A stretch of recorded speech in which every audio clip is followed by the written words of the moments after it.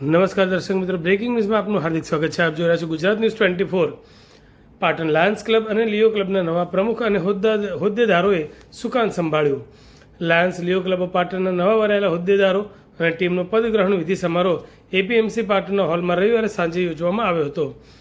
આ પ્રસંગે પદગ્રહણની વિધિ કરતા ડિસ્ટ્રિક્ટ 3232B2ના પાસ્ટ ડિસ્ટ્રિક્ટ ગવર્નર વિકાસ જૈને લાયન્સ અને લિયોના વર્ષ 2026-27ના નવા પ્રમુખ અને સમગ્ર ટીમને શપથ ગ્રહણ કરાયા હતા અને દરેક હોદ્દાની જવાબદારી વિશે સમજાવ્યું હતું. લાયન્સ ક્લબના પાટણના નવા પ્રમુખ તરીકે મૌલિક ઠક્કર અને મંત્રી તરીકે મેહુલ પ્રજાપતિ તથા ખજાનચી દર્શન રામીએ તેમજ લિયો ક્લબના પ્રમુખ તરીકે ચિરાગ પ્રજાપતિ, મંત્રી સુવિપ્ર ઠક્કર અને ખજાનચી પદે પાર્થ દેસાઈ સહિતની ટીમે પદગ્રહણ કર્યા હતા. એપીએમસીના ચેરમેન સ્નેહલ પટેલ અને લાયન ધર્મેશ સોનીએ પ્રાસંગિક ઉદ્બોધન કર્યું હતું. નવા પ્રમુખ લાયન મૌલિક ઠક્કર અને લિયો પ્રમુખ ચિરાગ પ્રજાપતિએ આગામી વર્ષમાં કરવાના નવા પ્રોજેક્ટ અને સેવાકીય કાર્યો અંગે રૂપરેખા આપી હતી.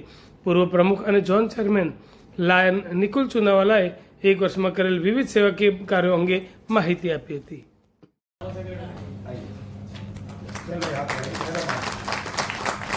भाई साहब ये है सेक्रेटरीज आपके क्लब के।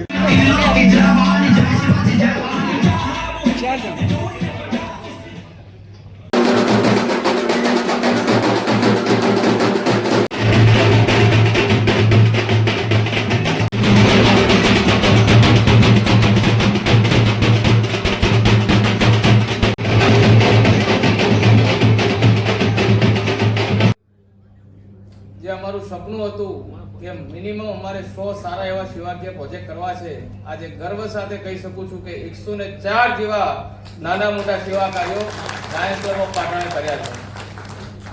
પહેલા તો હું એમ કહીશ કે અમારા જે લાયન્સના સભ્યો ખરા ને, એમને ખાલી અમે દિલની લાગણી વ્યક્ત કરી હતી કે સાહેબ મારે માતા પિતા વગરના અનાથ બાળકોને ભણાવવા છે અને એમનો તમામ શૈક્ષણિક ખર્ચ એ એમના માતા પિતા આપણું લાયન્સ ક્લબ બનીને ઉઠાવે.